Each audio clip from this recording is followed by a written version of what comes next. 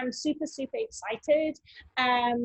Leora, let me try and get this right, is a functional medicine health coach, which is such a fascinating topic. And I think it couldn't be more appropriate that she's here with us tonight. It's the end of the year, a number of reasons that's going to be very helpful to listen to the discussion that she has on offer. And also because this talk for me, you know, when I started the conversations in the kitchen, as most of you know, this is about collaborating and bringing together. And this platform has provided an opportunity for many health practitioners along the lines of also people who just have really interesting stories to share. And functional medicine is about a collaboration and looking at health and more holistically. I'm definitely going to hand the rest of that dialogue over to Leora. So thank you for joining us this evening, Leora. Thanks, Elaine. Thanks for inviting me to be in your kitchen. And I first have to do the ultimate Zoom check, which is, can you hear me? It's how every Zoom call begins. So just checking that my sound's okay. Fantastic. So I'm going to quickly mute everybody. Sorry for that. You are all allowed to ask questions. Put up your hand, wave, or just unmute yourselves. No worries about that, but I'm going to just quickly mute. And in me doing that, Leora, I'm probably going to have to ask you to unmute yourself. Okay, perfect.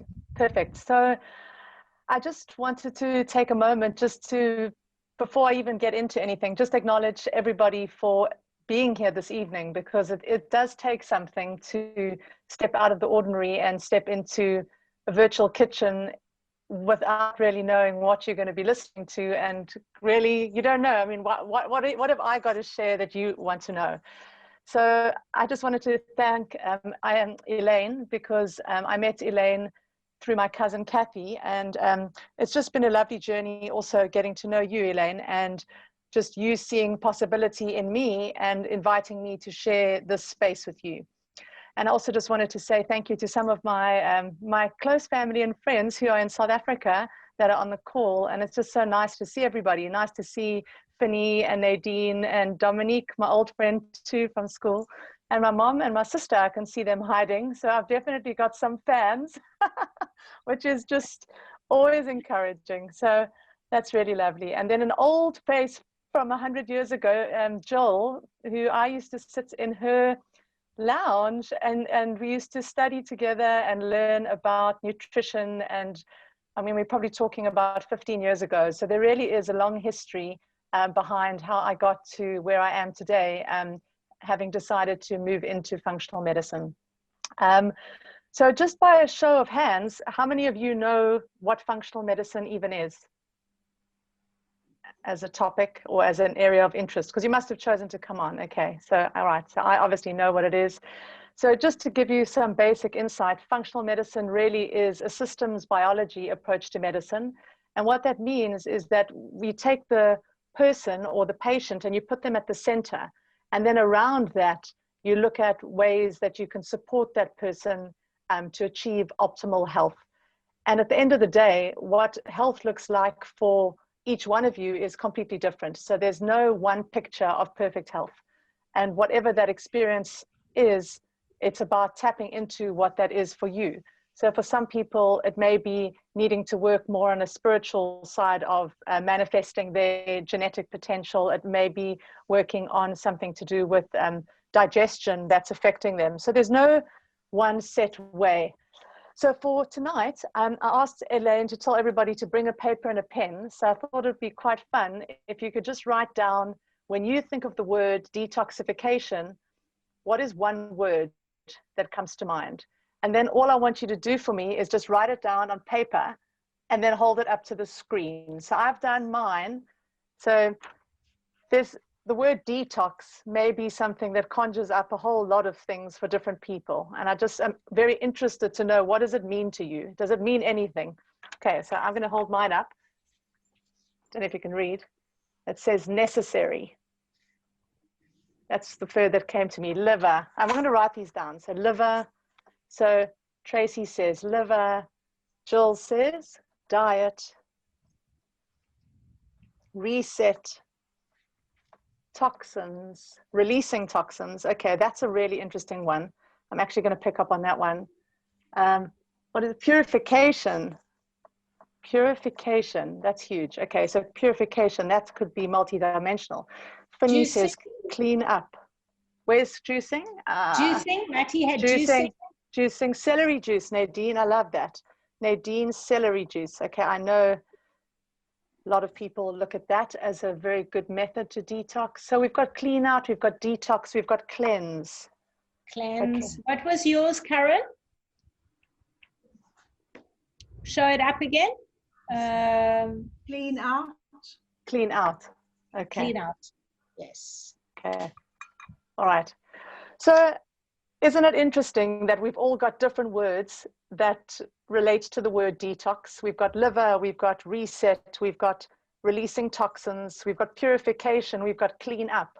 And so many times when you think of these different words, it really can make one think, is it only about food? Because a lot of people often say that it's just about the food that we're eating that is why we're manifesting the symptoms that we are manifesting.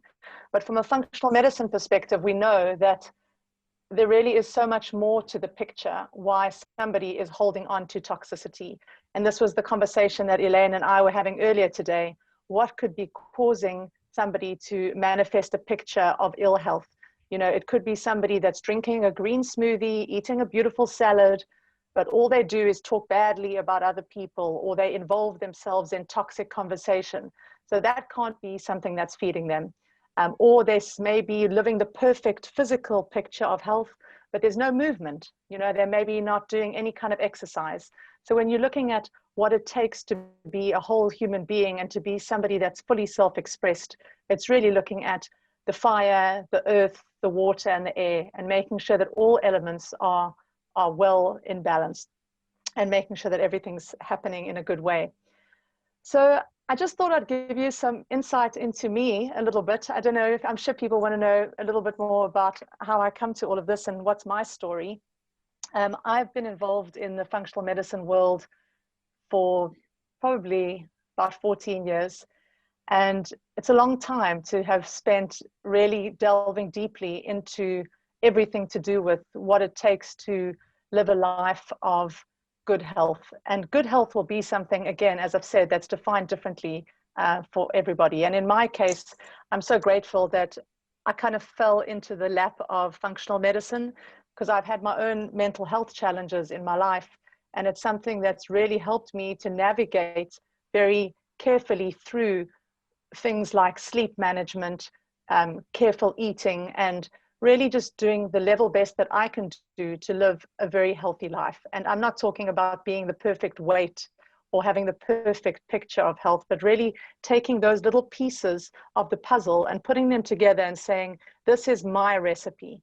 This is what I want to do in order to have a picture of good health. So I thought, you know, that would be something for all of you to consider in terms of what it means for you to have your picture of good health. And I'm going to open up a presentation and just show something to you. Let me get this opened up and see. Let's hope I share the right screen share with you. And what I'm wanting to show you really is the idea that when we talk about health and we talk about detoxification, in the same way we all had different words, you can have a look at this wheel of life in coaching. And this is exactly where we start in a functional medicine health coaching journey with a patient or with a client. Because at the end of the day, if you're falling low on this scale, if, for example, if you take something like fun and recreation, and if you look at that little segment of the pie and it's down at a 1, there may be a very low level of enjoyment. So it takes so many different elements in the wheel of health to have that complete full picture.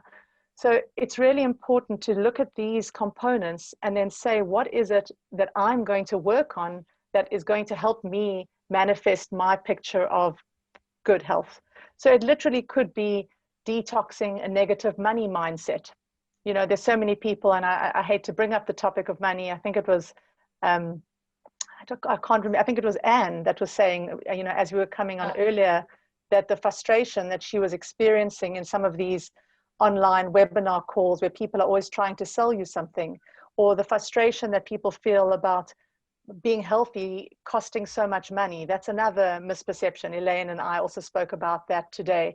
So what is the barrier that somebody may be experiencing that's going to be stopping them from experiencing good health? So there's so many different components, and I just thought I want to leave this on the screen for a moment and just jot down on your piece of paper, where on this wheel do you think you could start to make a difference in terms of managing your health?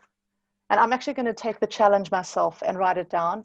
And I'm keen to be vulnerable and share with you that at this moment in time, I'll be honest, and I actually think that fun and recreation, I'm probably falling quite low. So I would probably say that on fun and recreation at this moment in time, oh, sorry, I don't know. I thought I stopped my pop-ups. Sorry about that. On fun and recreation, I probably would say I'm maybe on about a 4. So I'm going to stop the screen share and just say to you that that doesn't make me wrong or anything bad. But what it does mean, it's probably that I'm also got a level of productivity addiction. I'm so focused at the moment about being successful, about making my life work in a new country. I've recently moved to the UK. I've moved house. I've moved countries in the middle of a pandemic. I've got my children in a new school. Health starts to wane when there's this focus. And I have to be honest and say there was this lack of healthy eating that happened for me today. I actually laughed and I said to my husband, I said, how can I go on and do this call this evening about detox when I literally put my hand into a bag of crisps and grabbed out these crisps and ate them? And it was because why? I didn't sleep well enough last night. Stress. And look at stress as that trigger that impacts how we manifest our health. So a functional medicine health coach is not somebody that is going to be prescriptive to you as a person and say, you need to do A, B, and C. You need to cut out wheat, gluten, dairy, and sugar. It's about meeting somebody where they're at and pinpointing what it could be for that person that's going to impact some kind of tipping point towards improved health. So let's use me as an example. If I start to improve my fun and recreation, I think it would be a good idea, and it's going to be this weekend. So tomorrow's Friday. I'm going to shut my laptop. I'm going to shut down all my business planning and all my things that I do, and I'm going to just zone out. And what I like to do is actually have a tech-free Saturday. That's something that I do. I happen to be Jewish, and it started off as a challenge that my rabbi's wife gave to me to say, why don't you do work on your cell phone on Shabbat? And it was really a great challenge for me because it got me to disengage and it opened up that space for fun and recreation. So I'd be interested to know, would anybody like to share, and this is a safe space, where you sat on that wheel, and if there's somewhere that you think it would make a difference to you in your health? I'll share. Okay. You know, I must be honest. I'm very similar. Mine is also fun and recreation and significant other. It's a bit of a blank. Very good. All the other pieces of it. I mean, I'm such a workaholic. I realized that I don't know what to do with myself if I don't work. And then I get overwhelmed and tired, but I thrive on connecting. So this for me is part of my connecting, part of my socializing in the safest way now. But I have to really, really spend some time with this fun and recreation. I do go for my walks. I try and be in nature, but I could definitely give more time. So your suggestion of what you've just said of a Saturday tech-free, I actually, that's something I could definitely put into my week of just one. If I could, I'm like, can I do a whole day of tech-free? But I actually think I must. So if anybody else want to be as vulnerable as I just was, go for it. Come on. No, there's no pressure for anybody to be, but let it sit with you. Look at that wheel and just say, what is it that's stopping me from moving forward in a particular space? Because it's probably got nothing to do with a food group in particular that you're eating. So that's, I know, different to sometimes what we think of when we think of detoxification. So I'm going to share my screen again, and I just want to move on to another picture that really speaks to me in terms of what it means to really consider what it is to have a good diet. So this is just something because it's important for people. Often people say to me, Leora, you've been working in this industry for so many years. What must I eat? What is important? What is the perfect diet? What is the perfect detox? What is the food that I should eat? And it honestly boils down to this one page. If, in my opinion, and it's not my opinion, it's a science-based opinion, and I'll ask one of my colleagues, Jill, who probably would confirm that eating a broad spectrum of color, and that's what people often say, is what you need to do in order to have a picture of health. So it's not about an overemphasis of eating green. You know, there's this overemphasis on eating green food, but you could look at what red food am I eating? What orange food am I eating? What yellow food? What green food? And then what often happens with people, there's almost like a mono eating style where I'm not sure when you guys pop into Woolies or to Pick and Pay and you go in there and you tend to pick up the same thing every time. So what that does is that also starts to impact the microbiome, where we buy the same kind of food and we have the same expression of our body's response to that food. So when we start to eat from a more diverse palette of fruit and vegetables, we're giving our body so much more different information. So instead of picking up the cranberry, I don't know, what have I got on this list? The grapes, maybe you pick up the cherries. And instead of picking up a tomato, why don't you pick up, coming into season now, a watermelon? And start to look at your day and look at your week and say, how can I eat across this spectrum of color? And it's not you know, it may not be possible to bring in these colors every single day. I'm happy to provide any of these resources afterwards to Elaine, and we can even just share them on the WhatsApp. So don't worry about getting this all down. I'll share it with her. But if I take a food group like purple, have any of you thought about purple food and the importance of purple food, for example, in cognitive health? It's a very well-known fact that when we eat the blue, purple, black foods, that they're really good for anti-inflammatory, cell protection, cognitive health, heart health, liver health. And instead of picking up a green cabbage when you go into the supermarket, why not pick up a purple cabbage? You know, I'm sure you see that beautiful bright purple cauliflower. I was in Hampstead last week, it was last month. And I went into this gorgeous little fruit and veggie shop. I definitely spent way too much money in there.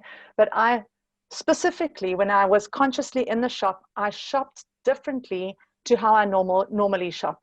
So that's something you can also do. Why don't you potentially challenge yourself? You know, when you go into Woolworths next time, instead of picking up the raspberries, pick up the blackberries and kind of try to alternate what it is that you put in your basket.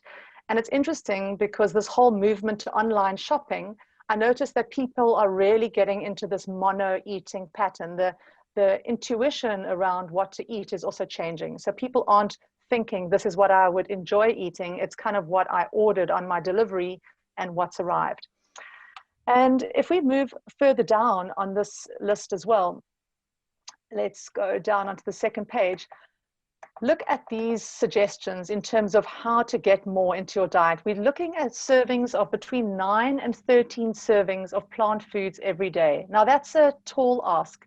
And I'm sure, Elaine, you could probably comment on this from your own life experience, that the amount of 10 servings of fruit and vegetables a day, in terms of anybody with any active cancer diagnosis, it's a very, that's the amount that's basically required almost to push it out. As a antidote, I wouldn't say that, but there needs to be so much more soluble and insoluble fiber in the diet to start to impact real change. So how many of us are getting that many servings in? I know I'm not. I definitely didn't get it today. Anybody getting that amount of servings of fruit and veg in?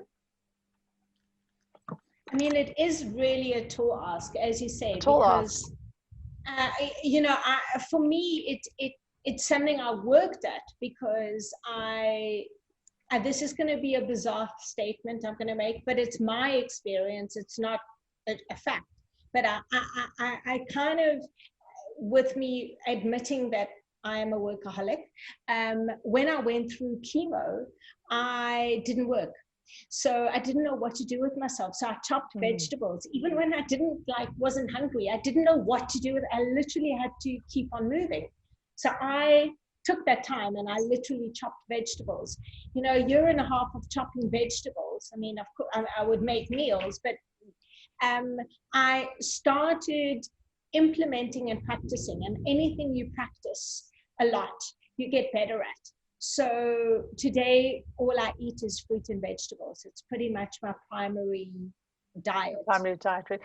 Well, I think even if, you know, so potentially here, and this again, I mean, I hope I kind of felt the energy in the room kind of like sink for a moment, thinking, oh, well, I'm never going to be able to do that. I could never eat between 9 and 13 servings of fruit and vegetables a day.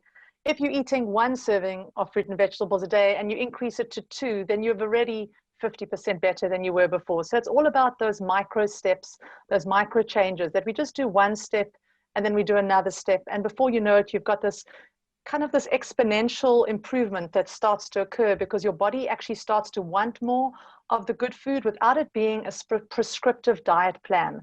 So with that said, the Functional Medicine Coaching Academy I have been trained in you know, the Renew food plan and the mitochondrial food plan and the core food plan. And I've got so many of these different food plans that I could say to you, you know, and all of them at the end of the day are all versions of the same thing.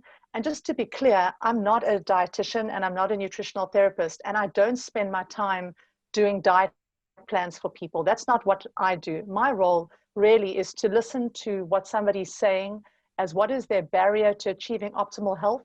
And my commitment as a functional medicine health coach really is to say, how do we uncover those unconscious drivers and really look at ways to cultivate a movement forward towards a full expression of that person's health potential. It's a really simple thing. And it's almost like when you get that aha moment, the choice between eating the unhealthy and the healthy food, it stops to be a concern, or smoking the cigarette or not smoking the cigarette, or having that extra glass of wine when you know genetically, you know, alcohol may not be so good for you. So there's so many different things that we can consider.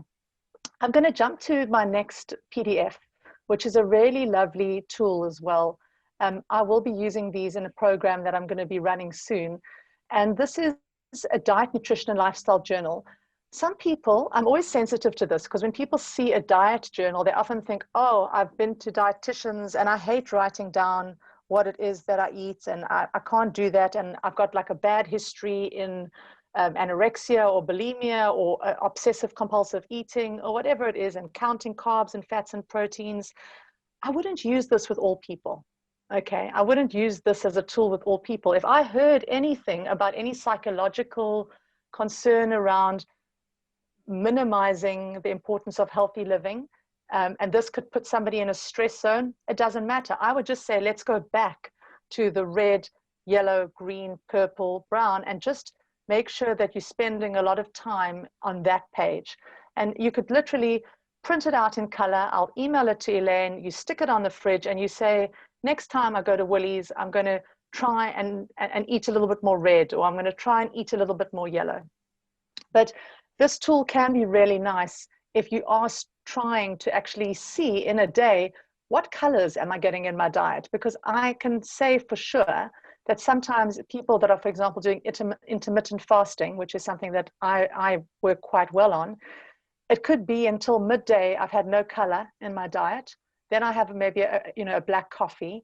And then if I have something for lunch, I always will try and have some kind of fruit and vegetable in at lunchtime, but that means that I've already had the full first part of the day. I haven't had any color in the diet. So we need to make sure that we're bringing it in and being conscious of it.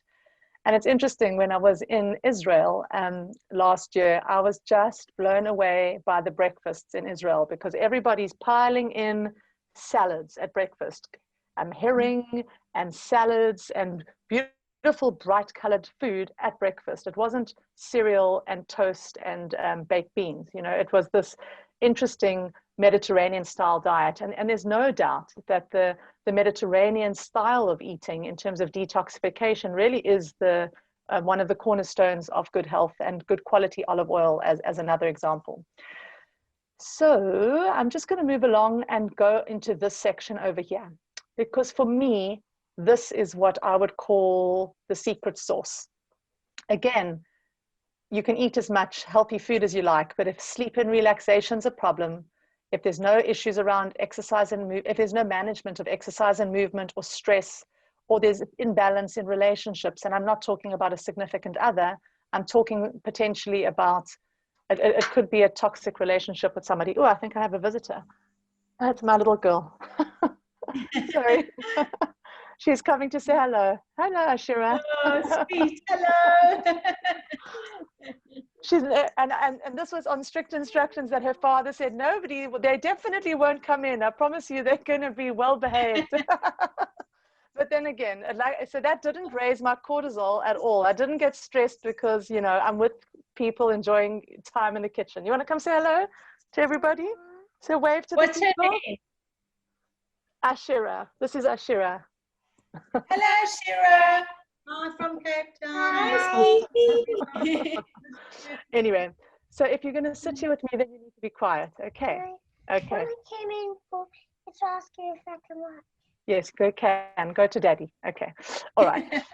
So below that, below the sleep and relaxation, exercise, movement, stress and relationships, it's just an opportunity here for you to fill in what's going on there. How many hours are you sleeping a night? Are you having a regular time that you're going to bed every night and waking up in the morning on the next day? Is there this balancing of the circadian rhythm, or are we going to bed at 1 o'clock in the morning on one night, waking up at 6 the next day, waking up, going to bed at 10, passing out at 9? It's just literally wreaking havoc with our hormones, with our digestive system, with our overall circadian rhythm. And unfortunately, looking at something like COVID, it's like saying, really, how can I infiltrate an inflamed and unstable immune system? And then at the bottom, and I don't think this should be at the bottom, in fact, I think it should be right at the top, mental, emotional, and spiritual, because that is the umbrella over all of this. Because if we are in a state of mental ill health of any kind, it could be a severe stress, or like one could say moving to a new country for me. I mean, when I moved here, initially, I was in a terrible place the first 2 weeks. I wanted to go home. It was stressful. I just didn't feel myself. I just thought, why am I in this new country? It's just, I want to just go home to Cape Town, to my family and to everything. And I was not eating properly. I lost my appetite. You know, I lost weight, and I wasn't enjoying food. So there was, again, it didn't matter what the food was bringing. I wasn't feeling fulfilled. And luckily, I went to where I pull from in my past that helps me to feel better. I needed to start moving. So what I did, I ordered a yoga mat from Amazon. I attended one of Dominique's lovely yoga classes, and then I attended some of your online yoga classes, Elaine, and I started walking. And I literally started going into nature daily. And I didn't do anything with my diet, but I started to do something that was going to feed me and improve my overall well-being. And it did work. Okay, so just as an example, I didn't do anything miraculous. So that takes me to gratitude, an attitude of gratitude, and seeing the silver lining and bringing that in. Now, you would be interested to know that the Institute of Functional Medicine actually focuses a lot on this, spending time writing the things for which you are grateful for. That could be probably the most basic, simple exercise inside of all of this. So just even starting every day, what can I be grateful for? And saying thank you for what we have, and saying thank you for what we don't have. Set an alarm or a watch on your calendar or your phone to remind you to write in your journal. Because I'm going to show you actually here, I've got a whole lot of these beautiful journals that if I could give one of them to each of you, but I actually had them made for my 40th birthday. And on the front of each journal, it says, think good and it will be good. Okay. And that's my motto on my website as well, where the things that we think will manifest into reality. So if we start to think, I am healthy, I am worthy, I am grateful, those are all just empowering things to say that start to fuel us. And it really is inside of a conversation of, you know, it's not your classical conversation around detoxification, but that's what a functional medicine health coach does. It's about helping somebody uncover what their unconscious intrinsic drivers are that are stopping them from achieving their potential. Because I can tell you all, you need to eat X, Y, and Z. You need to. And it's this kind of this top-down, information-heavy, strong approach. But if it's not something that's coming from inside of you, then it's not going to be something that you want to transform. So I just love this, the third point. It says, begin your journey by writing about the basic material things about which you are grateful, such as having a home, a warm bed, food. Then try to shift the focus to the people, the places, the experiences and situations that bring you joy and happiness. Avoid repeating the same entries. So I also like that. In the same way, we change our fruit and vegetables every day. So think of that, a very simple, practical example. You're going to pick the kale today and pick the spinach tomorrow, and pick the broccoli today and pick the tomatoes tomorrow. Today, I'm grateful for the forest where I went to have a walk. And tonight, I'm grateful that my mom and my sister decided to come on the call. So it's kind of like, it feels different, that sense of gratitude, because there almost can become a monotony in that gratitude as well. So it's kind of mixing it up. And the more you become the more thankful you become for different types of things, the more it brings about a positive response. Okay, so I'm just going to show you what we use at the IFM as a tool. So I love this because, again, not everybody has a little journal. So sometimes I use a tool like this with my clients. I'm grateful for. So if you just write down the date. So it's a very beautiful practice to have a book, and in that book to write down the date every day. And if I tell you, this was something that I did in lockdown in South Africa in March, because I had my bags packed at the front door. Elaine, I don't think I ever told you this. So I had my bags packed at the front door in March. I had my whole house packed up, and I was supposed to go and have come to live in London in March. And then we decided we better not go to London, because it was just, we didn't know what this lockdown was. We just thought this is just going to be the absolutely worst possible idea in the whole world, to suddenly go into this crazy COVID storm in the middle of London. So we didn't leave, and we were a COVID casualty family living in limbo in South Africa for another 6 months before we only moved here in August. And wow. When I look, yeah, so it was, but again, I was talking to my friend Finny, who's on the call this evening, and I was saying to her, she said, oh, Leora, you loved lockdown in South Africa.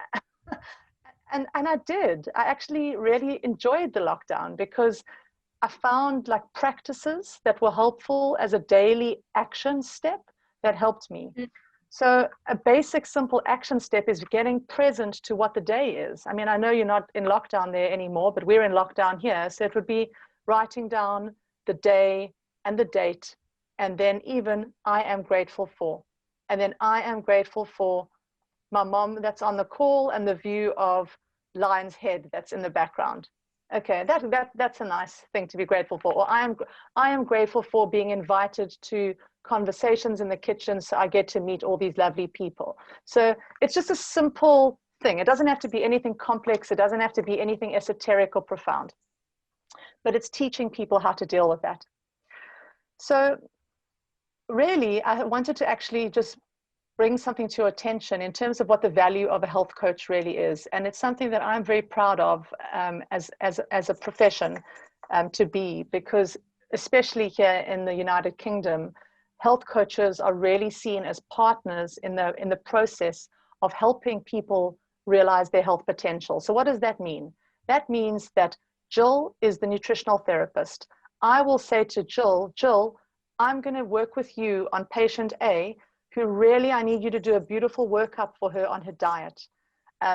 Dr. Duncan Carmichael, I want you to work with this particular person on their hormones. Okay, so you've got hormones, you've got the nutrition, you've got whatever it may be in the picture of people that you put together in managing that person. What the health coach becomes is almost like the advocate for the person achieving what they want for themselves, and a large emphasis also on positive psychology. So looking for what there is. So it enables you to be, well, this is what they gave us. Health coaching appears to increase the patient's trust in their primary care providers. Isn't that beautiful? Because at the end of the day, we're not trying to replace doctors. We're not trying to replace professionals. We're looking to help doctors in kind of carry out whatever it is that their plan is for that particular patient. And when I'm talking about doctors, I'm talking about an integrated doctor who doesn't maybe have the time to spend really working through that with patients. So these are just some stats on health coaching, and where it shows here the medical symptoms that started to decrease after health coaching. So what you see here, so the pre-mean score showed 21, so there was a 19% decrease. And then the post-mean score showed that in terms of mental health, which for me is my personal area of interest as well, is the mental health starting to improve after health coaching. So it's about empowering people, not looking for pathology. Any questions? Yeah. So because we all know, everybody on this call is actually a highly intelligent human being that knows what, you know, when you've overeaten, right? You know when you've had too much alcohol, you know when you've indulged in something you shouldn't have indulged in. It's about reflecting without guilt and then moving on. It's like, okay, bad choice. What's the next best choice? Any questions on what I've shared so far? I don't want to just keep talking and talking. And I'd love anybody to ask a question or anything that you want me to go back to. I'm going to stop the screen share so I can see everybody's faces. There we go. Donna Aiden. Hi. Hi. I have a question. Yes. That I was told by the functional medicine unbelievable doctor that I'm seeing in Cape Town, that what would complete my analysis is if I have my blood type done. What are your feelings about this? Because I've been through this whole procedure of having to rebuild. Put your sound up a bit more, sorry. Oh, sorry, can you not hear me? I don't know. I can hear you though, it's okay, I can hear you. Okay. There we go. So my question is that I'm doing everything right. And I've been 5 months into this journey of rebuilding my stomach lining, which doesn't exist, and my digestion, which doesn't exist, and I'm living on a plant and sardines. And I feel that if I get the blood test done and I know my blood type, and that will ascertain the foods that I can or can't eat, or the bacteria that I should or shouldn't feed, as opposed to maybe subconscious stress and that I'm not, well, I am making aliyah, so that could be also that. And I don't sleep. And I've tried everything. So what I'm saying is that I'm on this journey. I'm committed to this journey.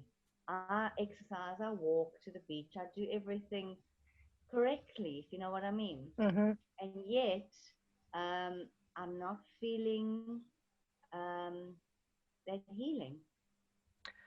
So Donna, and that's my question. What the blood? About having the blood. So firstly, I just want to say that thank you for sharing so openly and vulnerably with everybody about what's going on for you. And you know, to give you an answer to say that having a blood type test done will give you sleep, will give you, you know, improved digestion, etc., etc. I'm not sure about that. But again, I'm sure the doctor that you're working with is the person for you to go back to and say, doctor, why is it that you feel I need to have this test? Because intuitively, there's something that you feel you don't maybe need to have this test. And you have to ask yourself, do I need to have this test, and what difference is it going to make? Or potentially, if we see sleep as such an important variable, asking them, you know, what is it that I could do and to try and help myself to improve my sleep? Because so much healing, you said you're not healing. In order to heal and to repair, we really need to work on sleep. In fact, I'm running a detox program that's starting on the 1st of December, and I've got a sleep expert that's on the panel with me, and his name's Daniel White from the Channel Islands. And that's everything he speaks about, you know. So again, it could be something to do with detoxing from technology and maybe coming off tech, you know, earlier in the evening, or what kind of rituals and routines that you could put in place, considering things around whether you maybe need to take some high dose magnesium, or looking at other nutrients to help support sleep. Like my gut feel is, and this isn't what I would do as a health coach, by the way. I would work with somebody who's going over this information with you, but ultimately it's for you to work out what are the little pieces or the little nuggets that I could start to like move together to say, out of all these different things that I've said, which one would have the greatest ripple effect for my improved health. And I can say undeniably, after all my years of experience and even looking at my own health, sleep is the number one. Like when sleep is out, everything else goes out. So that would be something that I would go back to your doctor and say, can you help me to work on my sleep, and do everything in your power? And you'll probably find your digestion will start to improve, because, you know, the gut-brain connection in terms of not having enough sleep, not having enough serotonin production, there's so much that has to be considered when we're not sleeping well. Thank you so much. Thank you. Pleasure. Thanks, Donna. I must agree. You know, your body heals when you sleep. And when I got my sleeping patterns right, my digestion definitely improved. So, yeah. I see there's a question from Corinne. Her daughter wants to know, how did you find your path and what did you study?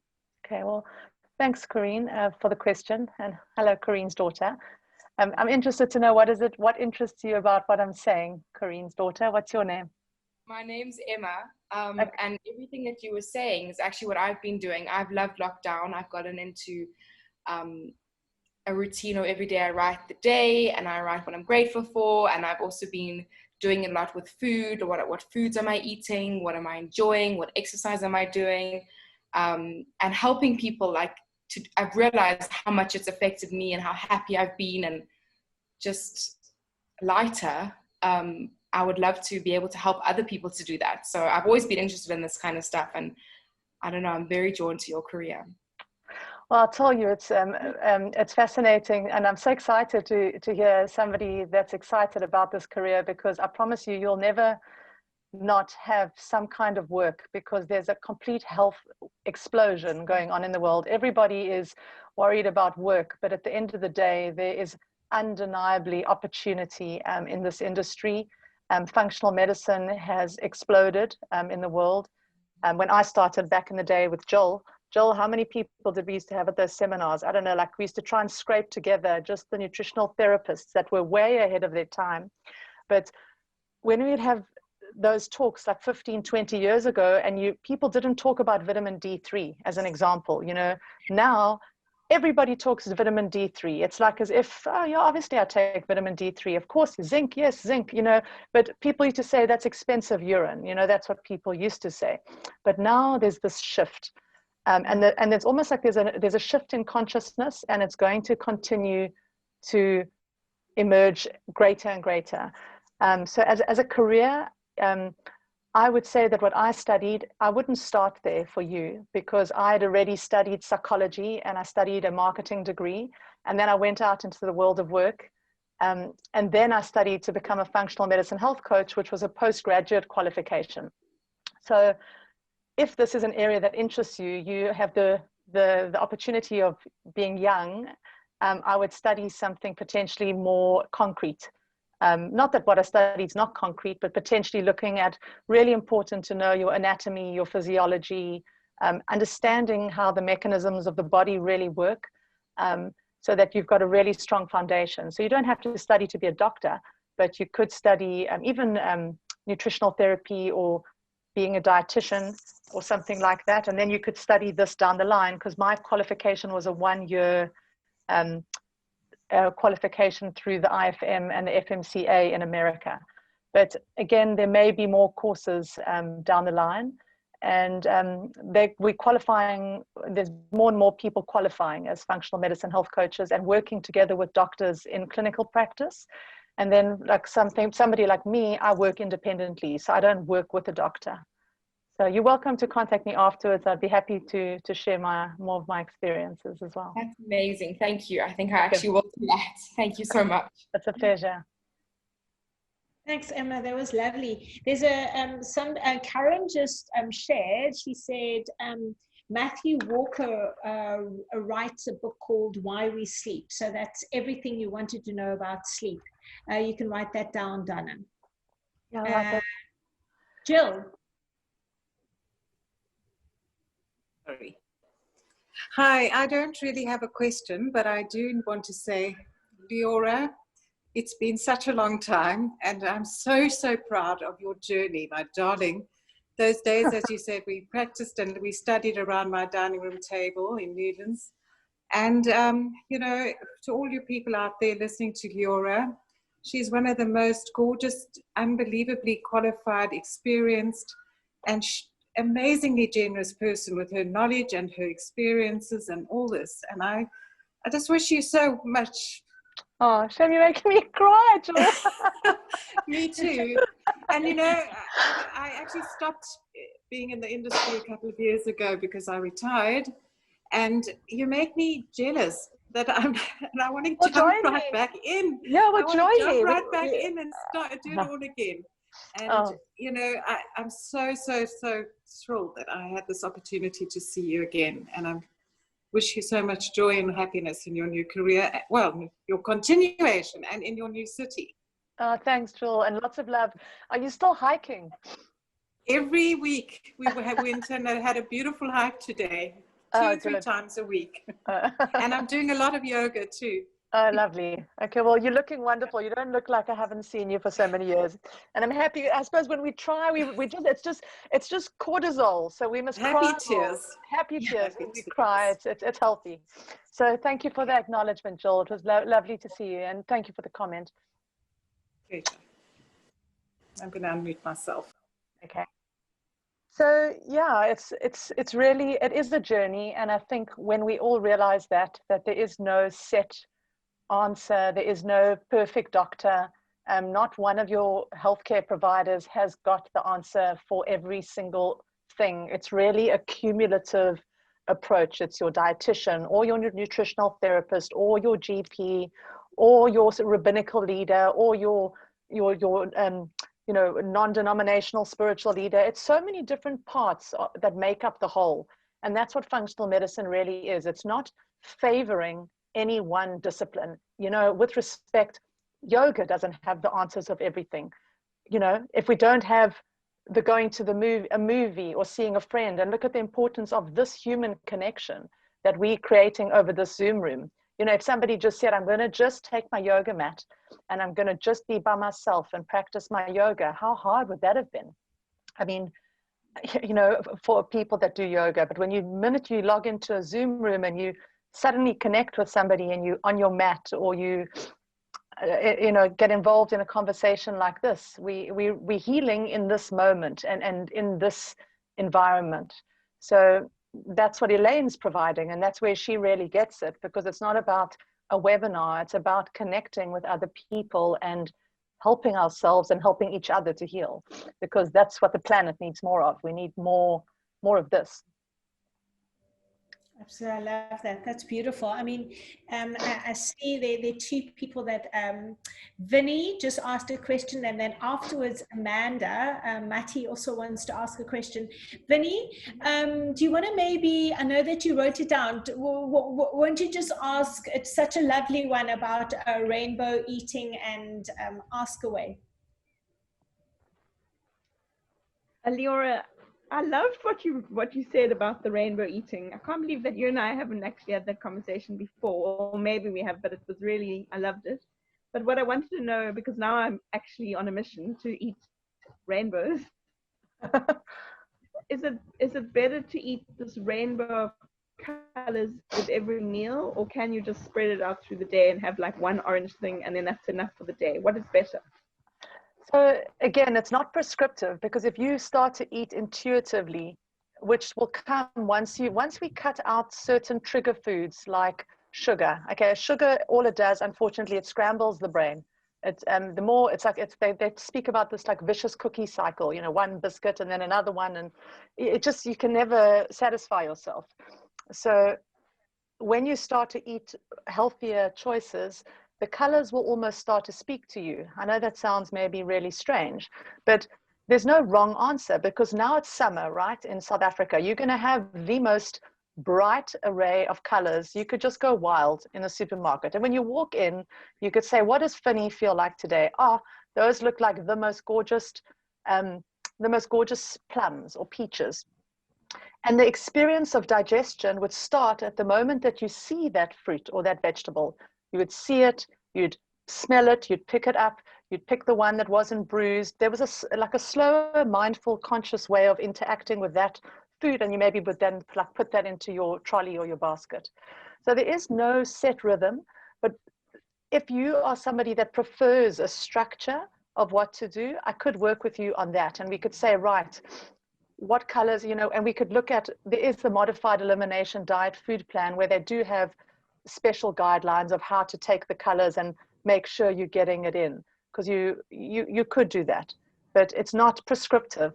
I don't know if that answers your question. So there isn't a set thing that you have to have the red foods in the morning and the yellow foods in lunch and the blue foods in supper, because you could be having a smoothie which has got blueberries and kale and almond butter and coconut milk, and that's got, you know, blue, and it's got it's got the different colors, you know, so blue or green or whatever it is that's in that color. So it's almost like maybe like make a mental note and think, what colors have I had today? And Finny, it's a lovely thing to do with your children as well, is just to, I mean, and in fact, as I'm saying it to you, I'm going to do it myself with my kids. I'm actually going to, we've just got a color printer. So I'm going to actually print it out and I'm going to stick it on the fridge. And we're going to start to maybe play a game and see how many colors are we getting in. So just because all kids love color, right? That's what McDonald's did. That's what all the sugar companies did. Smarties, Jelly Tots, they sold color because it speaks to our brains. We get that signal that we want it. And it's actually all in nature. So we just have to reprogram the choice that we make. I don't know. That's a pleasure. Brilliant. Thanks, Vinny. Amanda, do you want to ask a question?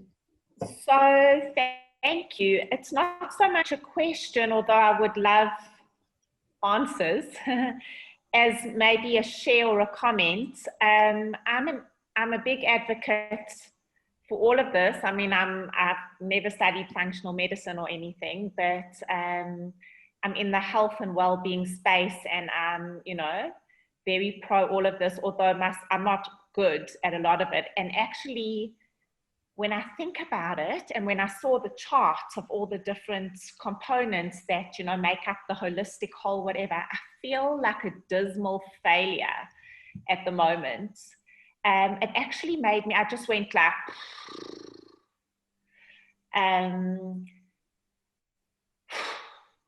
you know, I don't know where to start. I guess sleep is the best one for me right now, but I feel low down on so many of those little triangle pieces, you know, those parts of the pie. And I'm in this world, you know, so yeah, I guess it's just more of a share, but I don't know. And especially in this COVID, I'm such an upbeat, generally, like positive, go-getter, active, proactive person. And I just feel like the situation is getting me down, and I'm not that kind of person, you know. I like to feel in control of the parts of the situation that I can be in, but I don't feel in control of anything. And, you know, even my eating, and I'm a pretty healthy eater on the whole, is a dismal failure, like for months, you know. I just can't be organized at the moment. I'm in a complete mess. But anyway. Well, Amanda, I just want to say, firstly, nice to meet you, and thank you for sharing, because to share and say I'm a dismal failure and I'm a mess are very strong things to say about somebody that definitely is having coherent sentences and able to articulate that you're probably none of the above. and you may be just having a bit of a rough time, as we all are inside of a COVID nightmare. So somebody said something to me the other day, and I was like, oh my goodness, how incredible is what this person has said to me. They said to me, we are trying to have a normal life inside of trauma. So how do you actualize and realize your potential and sleep well and eat well and have normal relationships and do all these things inside of quite an abnormal environment? You know, I mean, right now we've immigrated to a new country, and it's like I can't even meet people. You know, I can't go out. I have to meet people, and I'm like, hello, it's nice to meet you. You know, it's really nice to see you. I can't even see their face. We've got a mask on. I'm only allowed to meet them in the park. You know, then we try to maybe illegally meet somebody in the park, because then you've got to bump into them to pretend that because you can't go out with people. So what is that damage and that impact of this year? So I think for you, Amanda, just to give yourself some kind of gift of grace and time and compassion for yourself, and that even if wherever there's movement on that circle, you know, even if you're going from 0 to 3, like that's like a 30% improvement. You know, if you feel that, I don't know, for me, fun and recreation, what did I say? I think I said a 4. If I go from a 4 to a 6, that's a 20% improvement. Okay, so it's about percentage improvements. You know, imagine if the economy right now could say, let's have a 20% growth rate. It would be incredible, you know. But we're so hard on ourselves as human beings. You know, it's like, I've got to lose 5 kilos. I've got to be summer fit. I've got to be in the perfect relationship, looking perfectly, everything perfect. But at the end of the day, like a percentage improvement is where I think the real opportunity for transformation lies, because it's about then rewarding yourself and celebrating yourself for that kind of small improvement. So I challenge you with that, Amanda, just to potentially consider that. Okay. Thank you. Okay, so Karen, it says they completed an organic gardening course, and they said we can count herbs to our variety of veggies per day. So tomato with basil counts as 2. Oh, I love that. And you know what also counts is herbal tea. Like I'm drinking decaf green tea, your phytonutrient complexity in tea.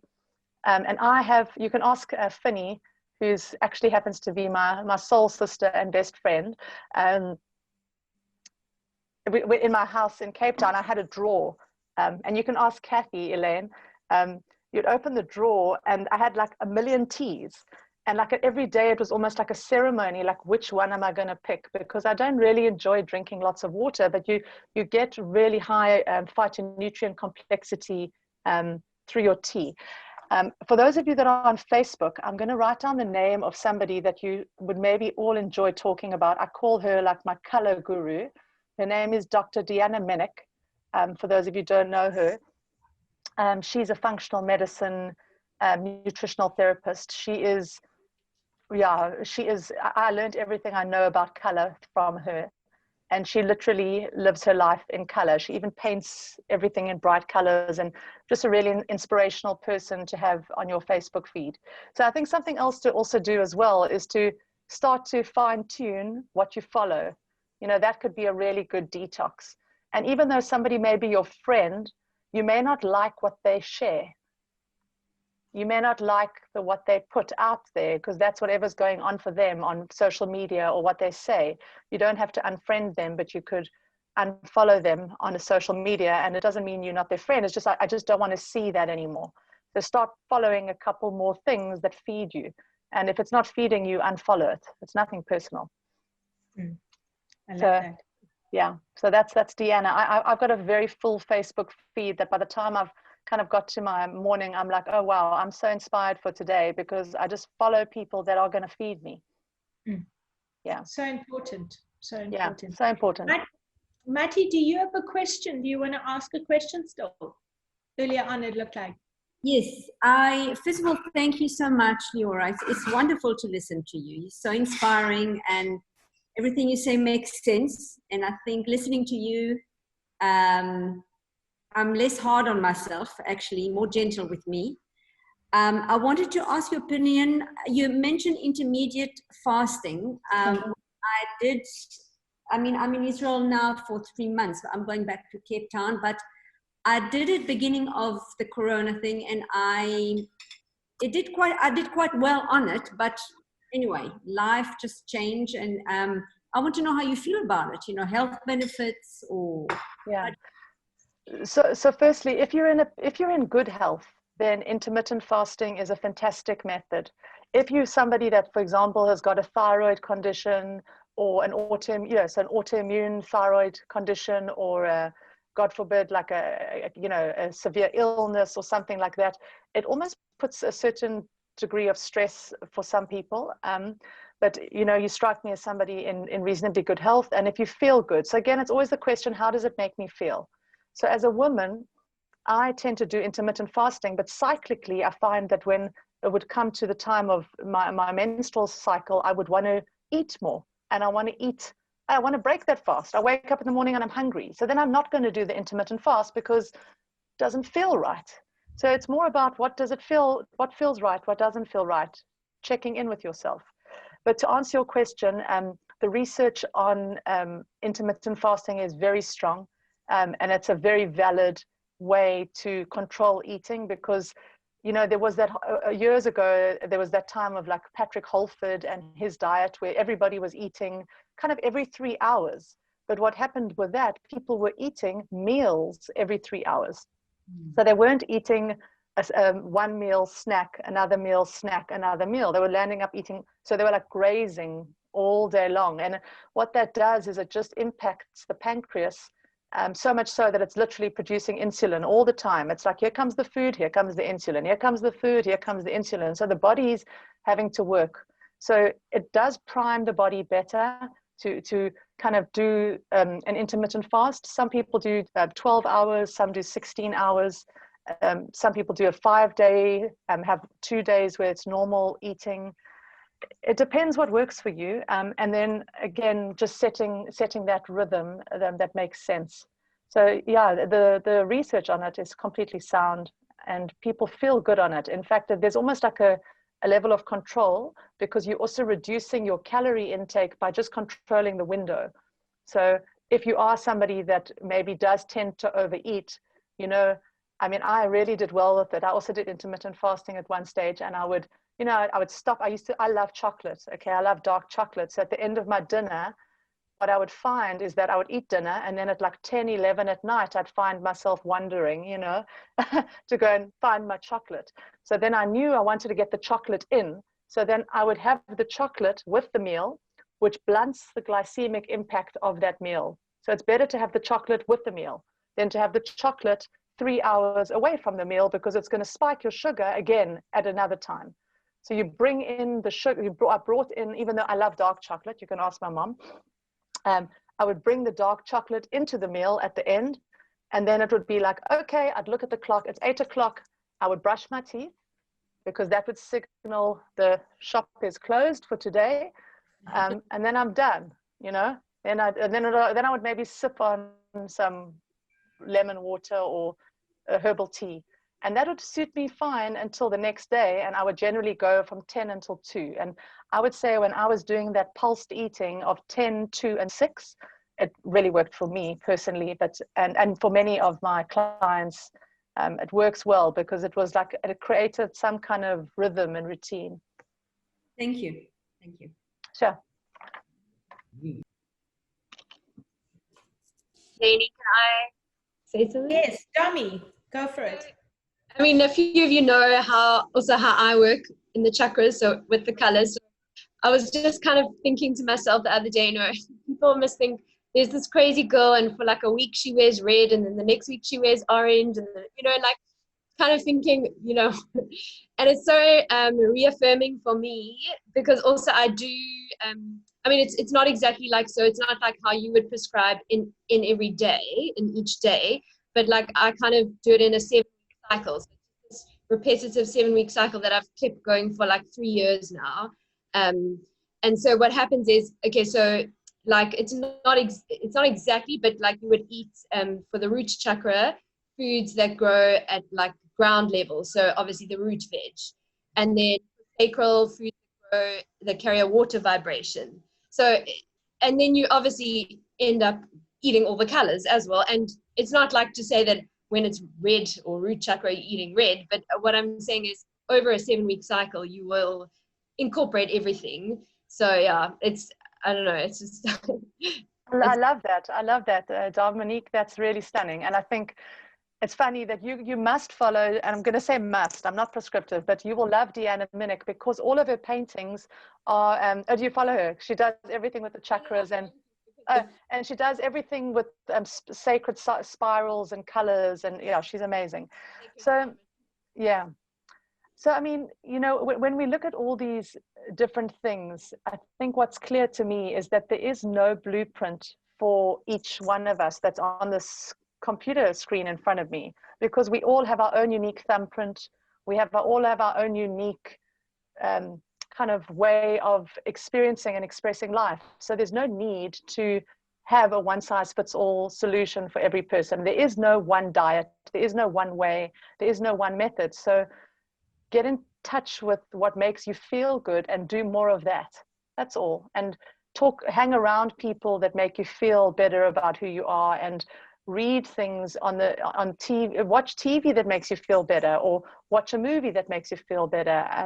Those are all detoxing. You know, it's not about a regimented way of being. And it's almost like, you know, we always were taught when I was, you know, working in the functional medicine movement all the years, that essentially it's the concept of just add in. And I was saying that to Elaine earlier today when we spoke. So instead of thinking of, I was quite happy nobody used the word like deprivation or punishment or starvation around detox, because you could also start to think about what can I put in and what can I give myself as a gift. So like journaling, that's a present, right? That's something nice. Or, ooh, I'm going to buy myself, the next time I'm in Woolworths, I'm not going to buy chocolates, but I'm going to treat myself to another pretty colorful packet of tea. Or, you know, so you replace it with other things that serve you. I hope that's making sense, just as a simple tool. I love this conversation, and I think, you know, we're all sitting here quite intrigued by it, because it's so relevant. It's always been relevant, but B, I think we've all been waiting to hear, you know, this is the time, and I'm so grateful that it's a time where people are open, where this is a normal, you know, moving into, and I say normal now because 20 years ago when you started, or however long it was, I remember I did many years ago, I had to do the Candida diet. Yeah. And what a nightmare to find food. You know, a couple of very new health stores had just opened, and then I had to go. Lisa will enjoy this one. I had to go and do a movie in Namibia, and it was when was it? It was the mid-90s. And I mean, you know, a vegetarian platter was usually like an asparagus wrapped in bacon, and I wasn't allowed gluten and wheat and sugar, and it was a nightmare. Now this is a common day place. Our pleasure, Trace, lovely that you joined, and you know, bye honey. And you know, I think that the inclusion of looking at health holistically is such an important conversation, and that's what you brought up, and that's what functional medicine, I love that. You know, I remember when I sat in the chemo room, I was having chemo, and then I went to my integrated oncologist, and then to my naturopath and acupuncturist, and I thought, most people are just having chemo and, you know, that's it. But if they could be a team they could work with, and this is what you speak of, you know, you help collaborate as a mediator for people, and you take them according to where they are at. Correct. You know, because one person's disease, even if it's called the same thing, could be a whole different you know, story. I remember looking at the woman in the chemo room, and, you know, one lady had gone through a divorce, and one lady had, you know, had a miscarriage, and one person had, you know, they were eating problems. So even though it was called breast cancer for most of them sitting there, they all I thought to myself, they've got different diseases. Different things need to be addressed. And this is what you do. And it's time that health is looked at from a more holistic viewpoint. So I have no doubt everybody sitting here just wants you to keep on speaking and chatting and sharing some nuggets. But this has been amazing. I know, when we sit here in the kitchen, people aren't in a great hurry. Those that need to leave, they leave, but people aren't in a great hurry to leave. So, as you have time, if there's anything more, please. Well, I don't have anywhere to go. Just so you know, there's literally nowhere. When I speak to my mom, I'm either at the supermarket or taking my kids to school or going to the park. So those are my choices, and I'm not going to do those in the dark. So any questions, I'm here. Who else? Jill, is that another hand, or is that from last time? No, that's me. Oh, that's from last time. Donna, go for it. Sorry, I'm not sorry, but I had to ask you this because you said dark chocolate. What is your take on stimulants like cocoa and dark chocolate? And ginger and garlic. What is your take on using a lot of the ginger and the garlic in cooking, preparing, and having ginger water and then making like a dark chocolate salad? Dark chocolate salad. Okay, that sounds interesting. I think, I don't really have an opinion or a take on that, I'll be honest. I just know that ginger and garlic are probably really good things to have with everything. I mean, those are staples in my home. I bring them into most cooking, especially in terms of immune system. We know that how important garlic is and what it does to help regulate the immune system. And the more that we can do through food to support us, that's always the way to do it. So again, there are many people that don't even use ginger and garlic in their food. And then if you look at dark chocolate, again, it would be best to go for something that, in terms of, cacao, that maybe is over 70 or 80%. And so that the level of cacao or dark chocolate is much greater than the amount of sugar that's in there. And then you kind of start to cultivate a taste for it. I don't know if you feel that sometimes if you have a dark chocolate, you have a smaller amount of it, Donna. You don't need as much. So that's quite nice. Thanks, Daphne. Nice to meet you. So at the end of the day, there is, again, it's no prescription, but Donna, you're somebody that mentioned that sleep is a concern for you. So, having a cocoa maybe at bedtime where there's a caffeine content, I would say no, maybe that's not something I would have an opinion on that. And I would say no. And I mean, I have a blanket rule. You can ask anybody. I have a genetic polymorphism. So when you have your genetics done, you can see what is good and what works in your body, what doesn't. So there is a lot of, you can have that done in South Africa. I can always put you in touch with which doctors do your gene profile. And you can see if you can detoxify well or not detoxify well. Now, I can't detoxify caffeine particularly well. So that came up in my genetic SNP. I could see that I had a genetic polymorphism in my ability to detoxify. So that's a really interesting thing where I have to always be working on detoxifying my body. So it's not something that I can just do on an occasion. So something like caffeine, I wouldn't have caffeine as a rule after 12 o'clock.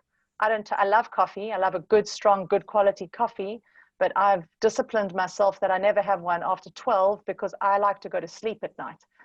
So if I have coffee after the morning, I will be wide awake in the middle of the night. And I can know I'll be, oh my goodness, I really shouldn't have had that coffee. So it doesn't have to be guesswork because things are changing now in medicine where you can have your testing done. You can have you can have your genes tested. You can have we're kind of working out what works for your body, what doesn't work for your body. So we're kind of starting to navigate a more tight road and know what works for me, what doesn't work for me, plus intuition. So it's actually really, we get clear. Donna, I hope that helped you with that answer. Yes, the DNA genetics would be great because my niece just had it done and she was told that she's got the fat gene.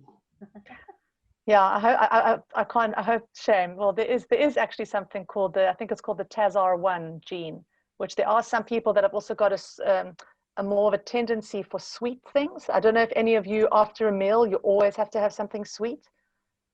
There's actually a gene for that. There's actually, and some of us have it. And what do? You've got to blunt that gene. So that's where people will rather maybe have a fenugreek seed or something like that to start to blunt that need for sugar always at the end of the meal.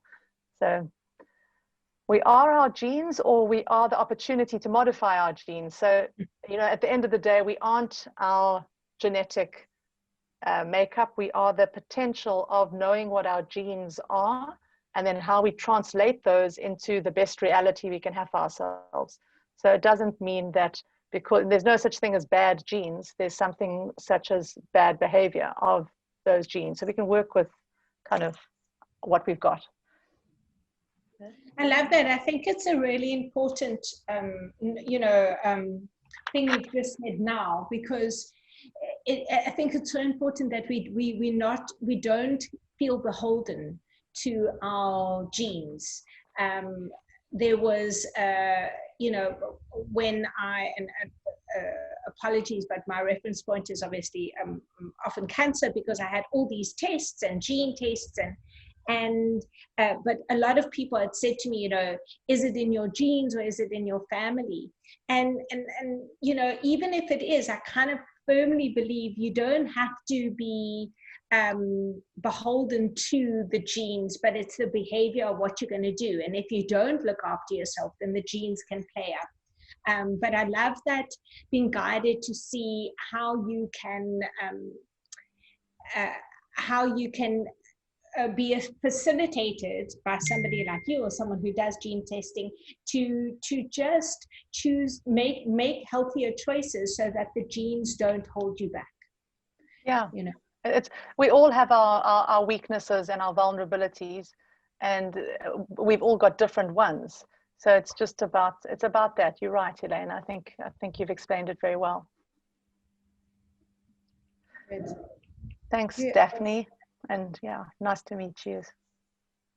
And Tam, I don't know if Tam is still on it, but so nice that you've been joining Tam. She's on it on her phone, so it's lovely. Jalees, yes, Jill. Hi, I just want to say something about that whole gene thing, and that's one of the things that I learned when I was studying functional medicine, and was that you are not your gene. Your genetic makeup that you were born with necessarily. I used to get really annoyed with people that sort of try to sell me medical aids and stuff, and you had to fill in how many heart attacks your father had, and did your mother have high blood pressure, and did this one in the family have this? Because you could change the way your genes express themselves. And for me, that was the most liberating thing about functional medicine, and actually moving forward in health, was that we had an opportunity to change the way we expressed our health in future, just by what we took in, and with all that whole circle of health that Leora showed earlier. All of these things changed the way we can actually live healthily, more healthily. So we didn't have to accept the fact that we had a cardiac disposition in our family, or even a mental health disposition in our family, or like even lung disease, because your parents were smokers. You were actually jeopardized, when you filled in all these health forms, because your mother had emphysema, but she smoked 30 cigarettes for 50 years, and I'm never going to smoke a cigarette, but I also eat healthy, and I run up the mountain, and I do yoga, and I don't journal, but you know what, Leora, I'm going to get a journal tomorrow, and I'm grateful for that. Thank you so much. But, just having these things can change your genetic expression, and that is amazing.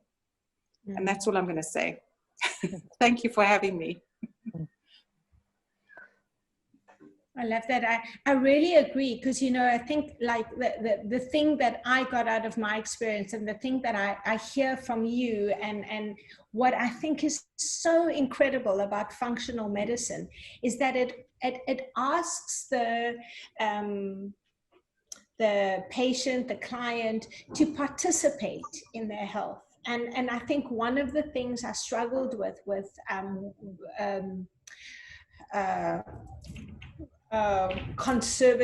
more conservative Western approach. I mean, Western medicine's fantastic and science is fantastic, but I feel like when you look at that pie that you showed us, it's a small section of the pie. It doesn't include all those things. And I mean, we had a conversation earlier on, you know, if you're eating all this healthy food and you're hating it, I'm like, well, hell, go and have that burger with love, rather. Yeah.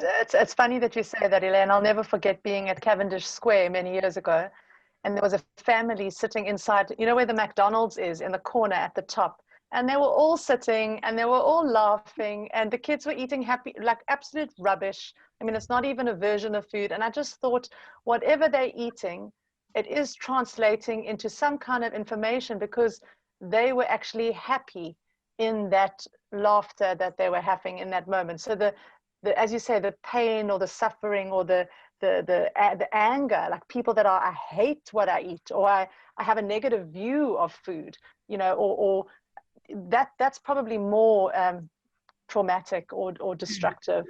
So it really is something, not that I'm advocating eating McDonald's, but I think you get what I'm saying. The point, yes. So it's always about elevating what we do in terms of our choices. And from a functional medicine perspective, we take the person, we put them in the center, and then you populate a lifestyle around them that then actualizes their potential. So it's really is, how's your digestion and assimilation? How is your energy center? How is your sleep? How is your relationships?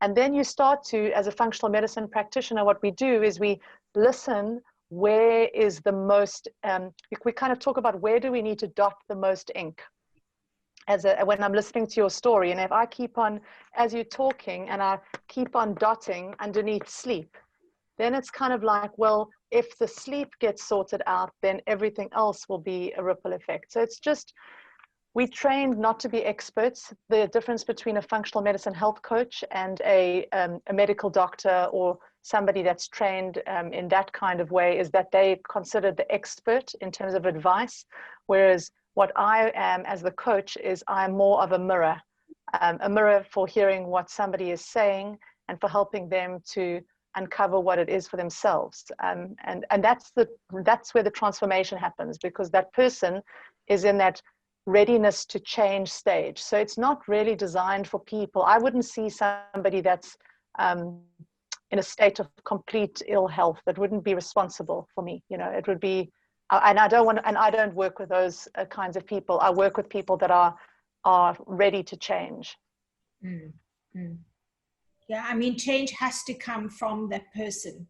Us wanting, or you as a practitioner wanting to change somebody without their desire there, that's the key that's missing. So there has to be that participation in health, for sure. Pleasure, Corinne. Thank you so much for joining. And thank you, Emma. Lovely that you joined. Yeah, please feel free to get my details. Happy to chat to you. And Corinne, I'll tell Elaine, she can let you know later. Yeah. You were absolutely wonderful, Leora. You have actually opened your mother's mind a little bit, so maybe I will listen. Both of us. Miss you and love you all. Okay, bye, Mommy. Love you. Thanks for joining. Bye. Bye. Before you all go, just, you know, I can see people are tuning off. Give me 2 minutes for this. This has been such an amazing talk, and I know that Leora is going to be doing a course. She's offering a course. It's a 10-day course, did you say? And there are 5 different speakers or different doctors. So just before you go, just hear her out on this, because I think this is something that if you have the time, let's do that. I'm going to tell Corinne about it as well. Okay, so just let me, will you let me screen share there a second? Yes. So, you know, Elaine, when we spoke a while ago and you asked me to do this talk, I said, I need to do this talk.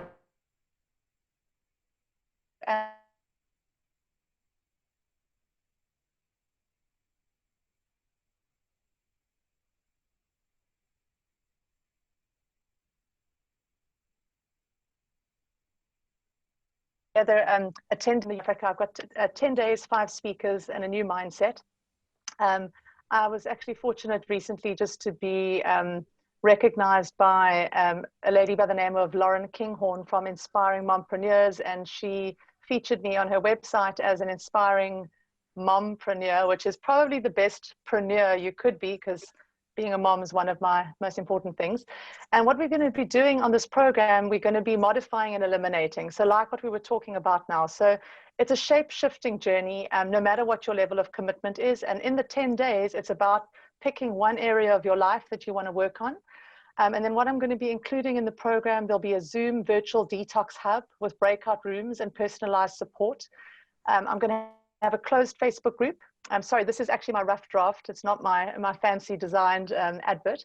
So I'm doing it every day, except I'm not giving any support on Saturday, the 5th of December, because that's going to be me trying to reinstill my Shabbat commitment, not because I'm Shomrei Shabbat, but because I actually loved the fact that I didn't have technology on a Saturday. In fact, Shem, my poor husband, I kind of moved all the tech onto him, and he had to deal with tech, like people phoning and that. But I was not on WhatsApp, not on Facebook, not on Instagram, not on LinkedIn. And it was like, whew, an exhale. It also includes 4 60-minute webinars and 4 30-minute live group coaching sessions within the 10 days. So it's a Tuesday, Thursday, Tuesday, Thursday. People don't have to all participate in anything. There's the elimination diet food plan. What people need is a pen and a journal, some water bottles, and an open mind. I have a price of 1,500 Rand, and you'll see here, I made a decision. I was talking to Elaine, and she said to me, she thinks it's fair to charge 1,500 Rand, but I decided to, for the purposes of this particular group tonight, I would really want more than anything for people to feel an ability to participate and not worry so much about the money. I know that COVID has really been challenging for people. So I've made it for 750 Rand, and don't tell anybody because I'm advertising it at 99 pounds. So that's what my advert says. Please don't tell anybody outside of this rough draft, but that's what I am charging, is 99 pounds. But for those of you that are on this call that are interested, it's 750 Rand. And I've got an amazing lineup of speakers that are going to be supporting me in this program. On the 1st of December, I've got Sleep Better, Live Better. This is my lovely colleague, Daniel White from the Channel Islands, who's a functional medicine health coach, sleep specialist, and great clinical experience in nutrition and psychology. I've never met him face to face, but we've been working together for a long time. And then I've got my spiritual mentor, Rebbetzin Zisi Derren, who is the director of the Sinai Academy and the Jewish International School of Cape Town. And she is a psycho-spiritual leader. She's not going to do anything religious orientated, but she's going to be bringing her mindfulness approach to detoxification. And then I've got a lovely lady that I've recently been working with. Her name is Leslie, and she's a money mastery business coach, because I think this for me is somewhere that people fall prey to not improving their health. I can't afford it. It used to kill me in South Africa, where people would say, I can't afford yoga, or I can't afford a salad because it's cheaper to buy a sandwich. The cost of ill health long-term is way more of an issue. So it may be quite interesting to look at how do we detox our money mindset. What is our money mindset? And then to finally end off with a lovely GP and homeopath is Dr. Daphne Lyle. And Daphne is a homeopath and integrative GP, and she's got a special interest in birth and women's health. And she's passionate about deep listening and heart-centered care. So those are my cheerleaders and supporters who are doing this with me because they believe in what I do and I believe in them. And they are going to be joining me. So it's going to be really fun.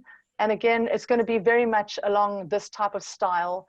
It's not prescriptive. If you're looking for a diet to lose 5 kilos in 10 days, this is not the program for you. But if you are looking to change something or shift your mindset or just try on a new way of thinking about something, there will be a closed Facebook group where I will provide support. And within that, I'm also willing to, at the end of every session, it'll be a 60-minute webinar, and then there'll be a 30-minute, like a cafe style Q&A where we can have a more one-on-one. Nobody has to stay beyond the 60 minutes. And again, if you only want to come to say maybe the sleep talk, then you only come to the sleep talk. So I'm doing it now in December because why not? That's the reason. You know, everybody said, let's do this in January. But I'm in the UK and life happens very differently here. People just get on with things and they don't put off, and you know, things just carry on actually. So that's the offer, and thank you for sharing that for everybody. Let me just show you here. So I made this look pretty. So if you see me share this on social media, don't tell the people in London that they are going to be paying £99. That's not going to be reduced for them, but I said I can't do that for my South African people. So that's the price point for my advert for overseas, and it's also because you were all here. And just if it is something that you're interested in, I will send this screenshot to Elaine, and you can just let me know, and that's it from me. Brilliant. Mans, you want to say something? You want to put it on the gallery again, Leora? Yeah. Back to gallery. I just want to ask, what time will those Tuesdays and Thursdays be? So we're going to do, okay, let me just get the British time. And okay, so we're 2 hours behind. It's 5:30 to 7 here. So it will be, what did I say? Let me check. Sorry, before I tell you the wrong thing. Ask Elaine about me and getting my time wrong. So you 2 hours behind. If it's 5:30 your time, 5:37. So it's 7:30 to 9. It'll be 7:30 to 9 on the Tuesdays and the Thursdays. And unfortunately, it's not going to be recorded because of confidentiality and holding space within the room. I don't want it to be recorded. I don't want people not to share in the concern that maybe it's going to go outside of that. And there is a disclaimer as well that if anybody is undergoing any kind of, any kind of severe health issues or health concerns, they should also speak to their doctor. Although there is no, it's just a safe space. So there is no crazy, strange detoxing. There's nothing you need to buy in order to do the program. So there's no supplements you need to buy. You don't have to change anything in your fridge and throw out all your food that you've just bought. You may decide you want to, but that will come after maybe the 10 days and you may be wanting to try something new. So no pressure at all, just an opportunity to consider a different way of doing things. Sounds absolutely fantastic. I'm so excited about this because I think it's almost the beginning of, like, we're definitely in an era where people are ready for this. So watch out, girl. I think just, you have to get your time management sorted so that, because you're going to be busy.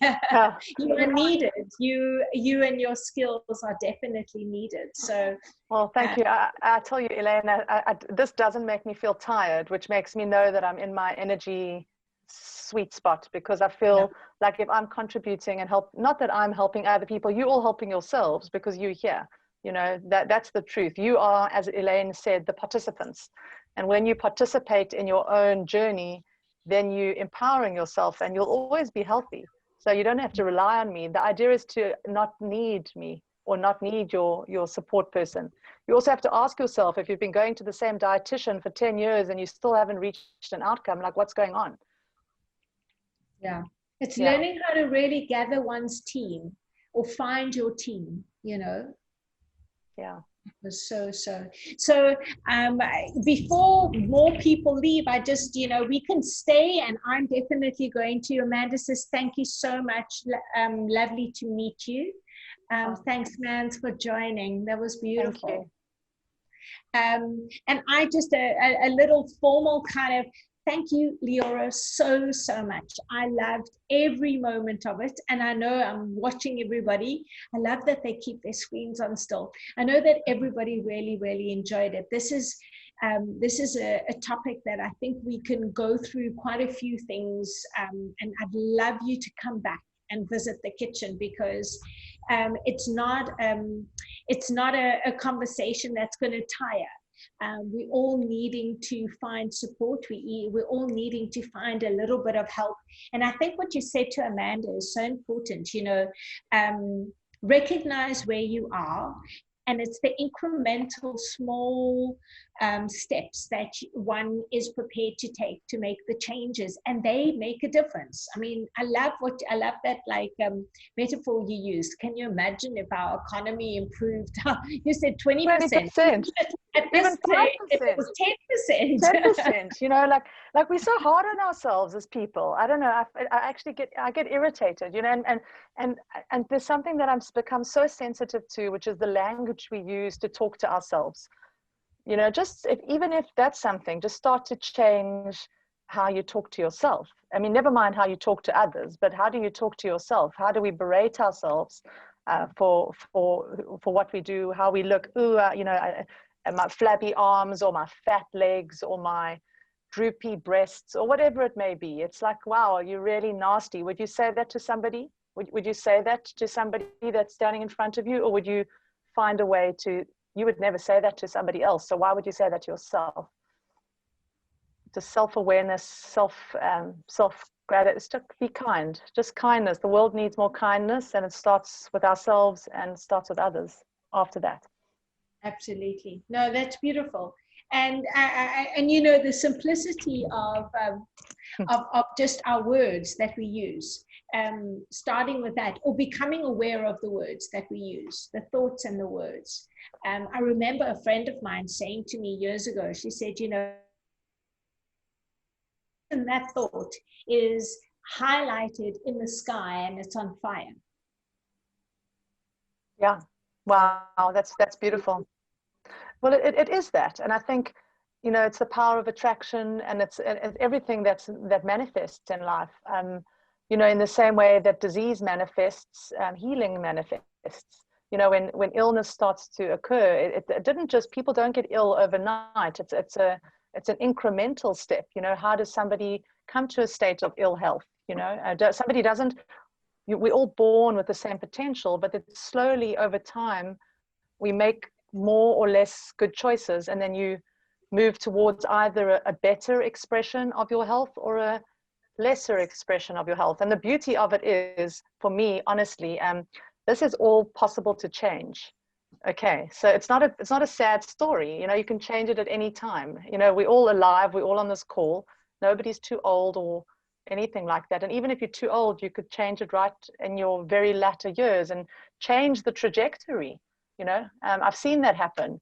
Something like Alzheimer's, for example, the work of Dale Bredesen and his protocols, they're incredible in terms of reversing cognitive decline. I mean, there's no one drug out there that's going to reverse cognitive decline.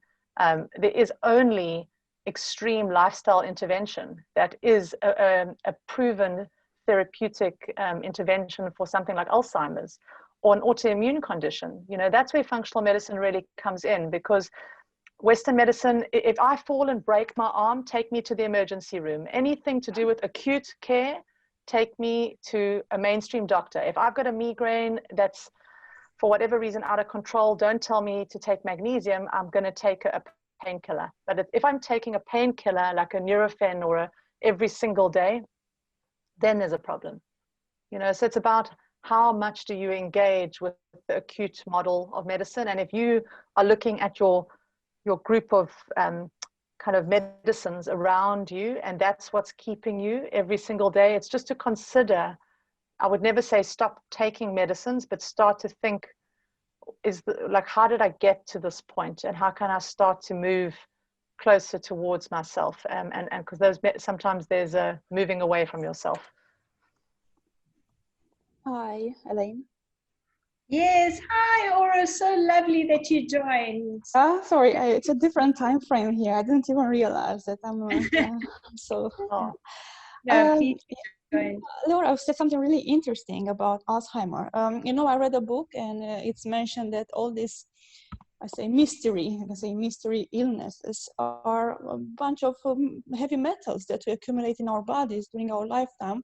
And also it's just maybe Epstein-Barr virus or maybe this yeah, different viruses and bacteria also, that we can clean eating healthy. We can clean them out of our body by having a very healthy lifestyle and avoiding like fats, maybe yeah, or eggs or dairies, all these products that actually feed all these bacteria.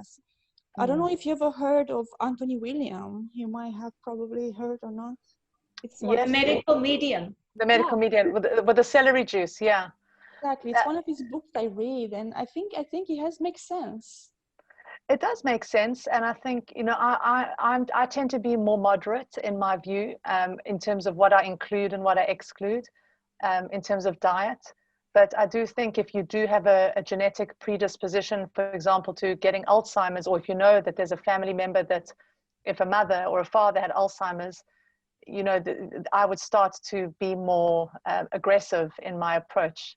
So, and do maybe a more specific, you know, cutting out of certain foods, or rather including other foods. But it's not to obsess about it, because, you know, that's again, one method is the Anthony Williams way, but there's also plenty, the mitochondrial, it's called the mitochondrial renewal plan, is actually a really good detox plan for people with Alzheimer's as well, because the mitochondria is the energy within the cell. So what we're wanting to do is regenerate cells, because we can regenerate brain cells. I mean, the brain can regenerate depending on how far down the line somebody is with Alzheimer's. You know, if it's a completely full-blown condition, it is difficult to bring that person back, but it has been done. I'll write down his name. His research is solid.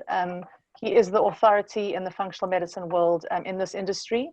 And the doctor that is actually the only qualified, I think it's B-R-E-D-E, I'm not such a good speller, Dale Bredesen. You can just Google Dale Bredesen protocol. And then the doctor in Cape Town that deals with this, if any of you have family members or know people, she's a qualified, Dr. Julie Ettelin is a qualified Dale Bredesen protocol person. She knows, she's done his course. I don't know anybody else that's done it. So she's in the practice with Lauren Lee at the, okay. You know where she is. She's lovely. She's also in Greenpoint, yeah. Yes. Okay. And what do you think about eggs and dairy products feeding the viruses? Do you think it's something in connect with each other, or is because I stopped eating anything like that? I haven't suffered anything too drastic. I always thought I'm okay, but at the same time, I always have migraines, or being bloated, or having chronic fatigue, or being too sleepy one day, until I realized it's not a way of living my life with all this, you know, discomfort on a daily basis. So, or did you say you've cut out eggs and your migraines have improved? Yeah, I cut out eggs, dairy products, and I start to eat healthy, lots of fruits and lots of spinach and green leaf. So there for you, you've added in and you've taken away, which is a classical modified elimination diet. So what we normally do in a modified elimination diet is you would take out one food and then watch how your body responds for a few days, and then you would take out another food and then watch how your body responds. But the truth is, if you've taken those foods away and you're feeling good and you're feeling energized, I wouldn't add them back. You know, as long as you're getting your protein from somewhere, we need to make sure that we do get in protein, but there's so many quality plant-based proteins on the market. You don't have to have eggs or fish, but I personally do eat eggs and I do eat fish, and I feel okay. So again, it's a unique biofeedback mechanism. I eat it, I feel good. If I eat a pasta, and a non-gluten-free pasta, which sometimes I'll eat it, my stomach will blow up into a balloon, and it's just not worth it for me, or not worth it for somebody to, you know, you have to say, does it serve me or doesn't it serve me? So that's kind of I'm more of an intuitive eating person. I really can concur there, because, you know, Aura, for years and years, a lot of foods I couldn't eat. I was so bloated, or I'd get stomach problems all the time for years and years. And I think more than anything, when I went through treatment, it was that I had time. So I did sort of navigate different food groups. I had to go through the Candida diet, but I had the time to just take some, you know, slow down everything. I didn't work that much and start noticing what foods made me feel good and what foods made me feel worse. And that if you give yourself the time, that really helped. There were certain tips and tricks that helped me. All my grains, I now soak everything before and after, which makes a huge difference, and I make sure that they're all organic. But that sort of one size fits all, I don't think is helps everybody. But I mean, I think the one thing I would say is, you know, sugar doesn't help anybody, as desirable as it is. So the balance on that, and for me, the dairy I had to eliminate. But definitely getting to know your body, like Leora said, the intuition of what the body's resonating with. But just to say, Elaine, that I think, you know, in your case, you had a higher, it's like there was something that was, your life was on the line potentially, you know. So that's something, you know, if you say to somebody, you need to give up sugar, or you need to give up wheat or gluten or whatever it is, it's like, why? There's got to be some reason bigger than the food to give it up, you know. So often you'll find women that want to fall pregnant are often the best group, the best people to be compliant. It's people that are the fertility patients, you know, they really want to have a child. They are the most compliant people, or people that have had any kind of chronic illness. They know that they know how bad it can be if they don't make that change. So it's a non-negotiable. So that's what I think makes the difference. And that is also determining where the person is at in the stages of change. So our training at the Functional Medicine and Coaching Academy spoke about, are you in the pre-contemplative stage? Are you in the contemplative stage of change? Or are you in the readiness stage of change? And coaches have success with their clients. And as I say, I work with people that tend to be between the contemplating and the readiness stage. I can't work with people that are in the pre-contemplative stage, because I don't want to convince people about a change. It's like, when you're ready, let's chat, you know. That's all. Yeah, for sure. There was one little thing, Lise, you wrote team or work with team. Yes, the health team. Yes, that's Julie. Yeah, that's Julie Ettelin, and there's Lauren Lee, and there is what's the dietitian that's there? I've gone blank. I haven't been gone that long, a few months, but my brain is, I obviously need to eat more blue and purple foods. Alex Royal is the dietitian there. She's lovely as well. And she's also studied she's attended a lot of our functional medicine programs. And there's also a psychologist that works there. So it is really a lovely little health team. I mean, I'm not promoting, I've got no interest in that practice, but there's lots of practices all around Cape Town. I worked with all the practitioners that are in the functional medicine world for 14 years. So I know the insides and outsides of anybody in this world in the Western Cape. So if anybody wants a referral to somebody, I'd be only too happy to direct you to the right person. I was thinking of somebody. My sister's looking for a nutritionist. So Jill, are you retired? No more. I can lip read. Okay, I get it. Yeah. So again, you know, like a coach, it has to be somebody, and I say you also can interview the people that become your therapists. You know, and there's nothing like, it's become very popular to have a discovery call. You know, I mean, that's quite a common thing to do. So just ask if somebody would be willing to chat to you and see how you like them. And if you connect with that person, then there's an opportunity maybe to have some kind of change occur. But if you don't like the person, it's also difficult. You know, you've got to there's got to be rapport in order for there to be results. In fact, I'm actually going to write that down. It's got to be rapport to get results. Amen. I love that. Tamara just sent you the most beautiful message. Please read. Oh. Hey, beautiful. Well, so I have to tell you that tomorrow was my drama teacher at Irma Kisler all those years ago, and oh my gosh, yeah, I learned a lot from tomorrow too. So just lovely to have had that beautiful acknowledgement. I hope I can actually take that and keep it. And I think when you speak from inside of yourself and authentically, and I've been listening a lot to the work of Brene Brown about vulnerability and authentic sharing, and you know, we just all need to be more real and just be kind to each other, and I don't know, health improves.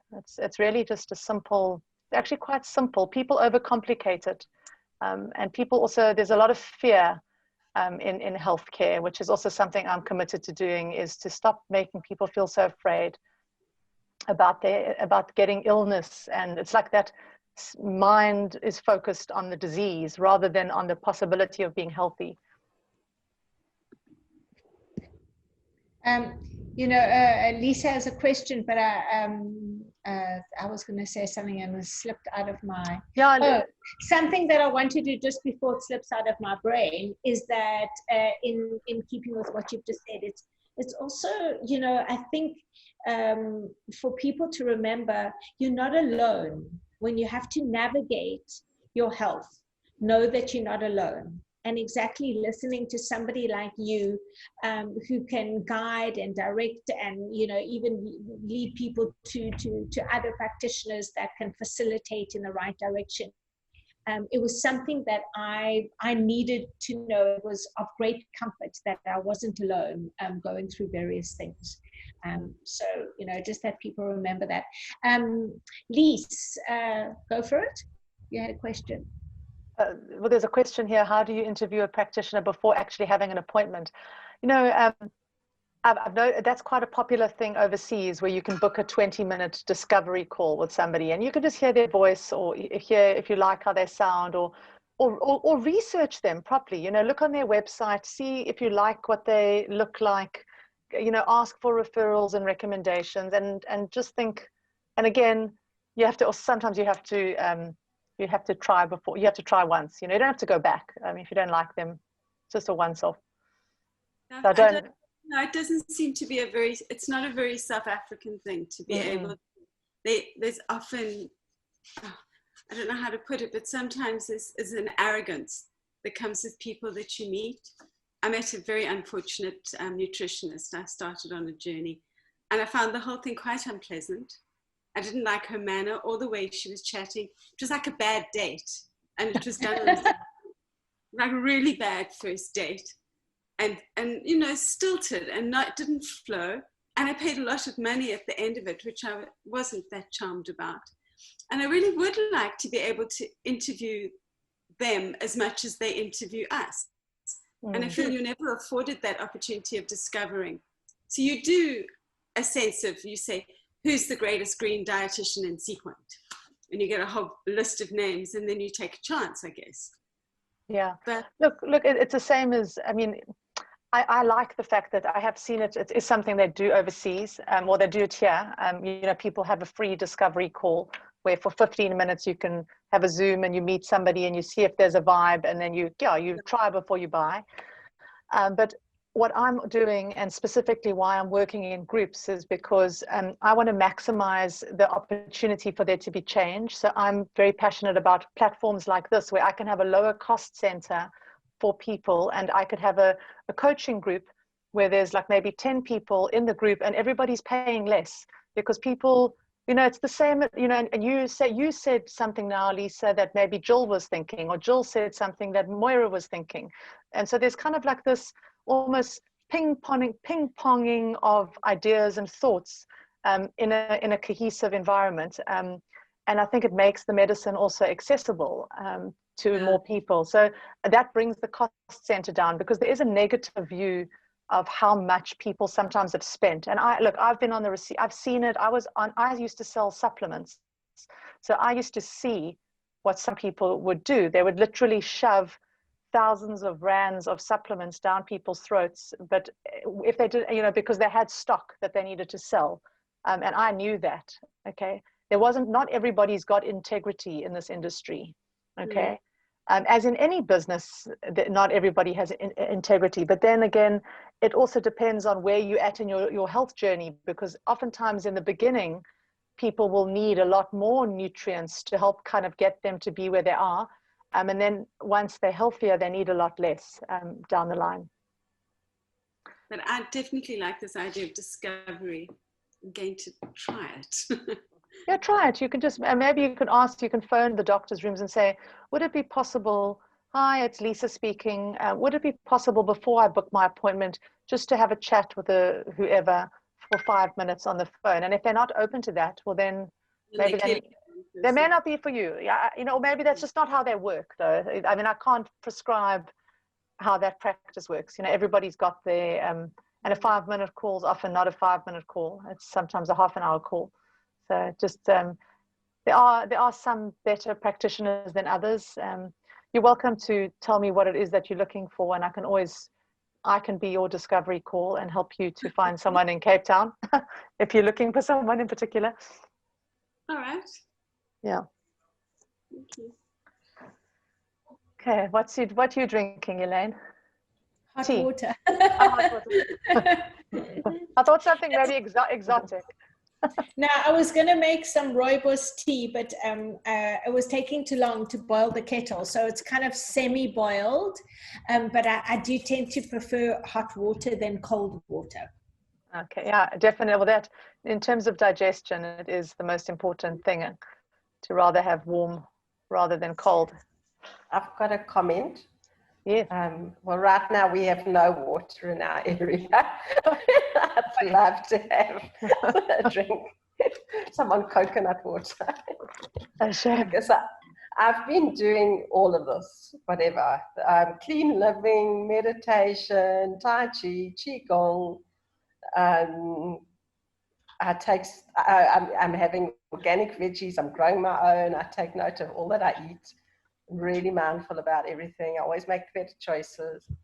And I'm eating loads of veggies and fruit every day. I way past your allocation easily. And I find it very easy. It's just part of my life. It's how I eat. And I can count all those, sorry, my camera's also bad. I can count all those serves, and that is without nuts, seeds, nightshades, gluten, grains, dairy, eggs. Well, dairy is not a plant-based, so, or neither are eggs. But and I was trying low oxalates, but I actually went to a nutritionist in Joburg about 2 days ago for the first time, and I also was lowering my oxalates, and she said she doesn't think I've got an oxalate issue, but she did say I've got a heavy metal issue. And she said Joburg's got a huge amount of arsenic at the moment. They've been churning the mine dumps, and a lot of people are battling with lungs here, and women especially. Anyway, so all this clean living, and I've still got all this to deal with, which is fine. It's part of my journey. So she's actually told me to take, well, I've got a bit of a schedule, so it'll change over the next few months. But I'm starting on, I think it's called fulvic acid and silica. And she said it does the most incredible gut flush, because these toxins, she said chlorella and all this eating, it's getting the surface of the heavy metals in my gut, but it's not getting down to the deeper places where they're buried. So she said the fulvic acid and the silica should do it. So I just think it's quite interesting. I've done all these medical mediums, oil pulling, anything you can think of. I've done it all. Happily. Wow, that's amazing. It's amazing where it sounds like you're really committed to your health. So it's my life. It just makes sense. It's logical, and I've done the celery juice for a whole year. I do the one bunch every morning. I don't think I missed more than about 10 mornings. And now I probably can't look at it again. After years and a half. There's so much consistency. You know, when you're consistent, I think that's the secret, you know, and I think you obviously have found a way to be consistent, and it's serving you. I mean, you can't help your environment. Unfortunately, environmental toxicity, that was one of the concerns I had with coming to live in London, is the level of, there's something called POPs, which is your persistent organic pollutants. So in the environment, like all the particles are toxic, and depending on what your genetic makeup is, you can absorb more of those toxins. Sure. But again, it's to obsess about it, I mean, is not such a good thing. Oh, hold on, I've got a visitor. I don't know where Dad is, I'm sorry. Okay, sorry, I think I'm going to need to say goodbye soon though. Yes. I'm going to have to do bedtime, otherwise I'm going to have a nightmare on my hands tomorrow morning. But any last questions or anything you want to fire at me? My daughter's walked out the room, so I can talk again. You don't have to do bedtime. You've got it all under control. Oh, I don't have to do bedtime. My 5-year-old told me she's got it under control. So that's amazing. I love it. She's got it under control. All right. Well, let's see. I'll see when I come out the room whether there's control or not. But yeah, thank you for sorry for the interruption, Moira, and just to say thank you for sharing that. And at the end of the day, it's just so important to find whatever it is that takes us to the next level in our health. But you really sound like you're doing so much to help yourself already.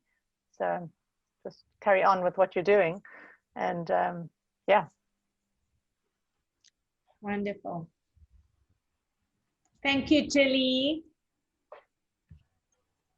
Is everybody, sorry, I couldn't hear for a while. Did everybody lose you or only me? Who's chatting? Where you, Moira? Is it Moira? You? I love you. Okay, bye, Talia. Thanks for listening. Bye. Pleasure. Bye. Bye. This has been an amazing evening, Leora. I'm thrilled you said yes to come and visit. Yeah, let's pop back in next year. I really, next year's around the corner. But now that conversations, now you know the kitchen, and now I know you. There's no escaping. Gonna have you back a lot. No, I'd be only too happy to come back into your kitchen. It's been lovely to be with you and all your guests who I can see are your community. It's a beautiful online cozy community, and it's really nice to be here. So thank you for inviting me.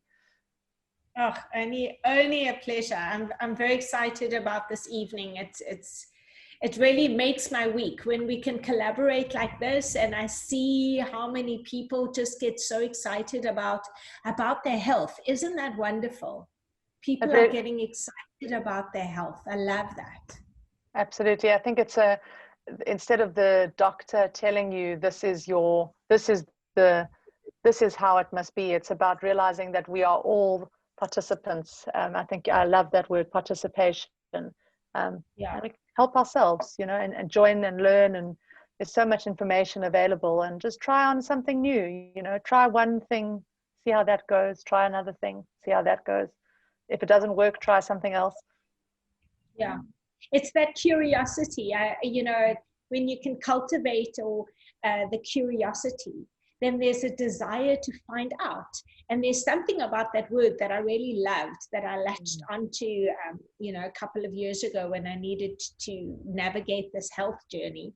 And then it keeps a possibility, so you stay curious. There's always a possibility then of finding out. And so this does that.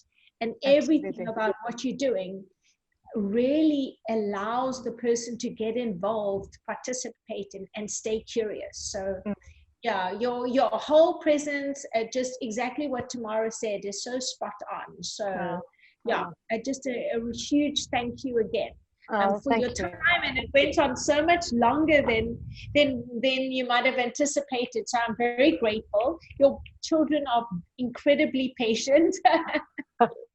They are. They know. I think they're used to me working at a Zoom. I think it's the new thing. Everybody's just inside a laptop. This is work. At least I'm home, so that is nice for them. Yeah. But thank you. Thanks, Elaine, and thanks for the evening. And I'm going to sign out, everybody.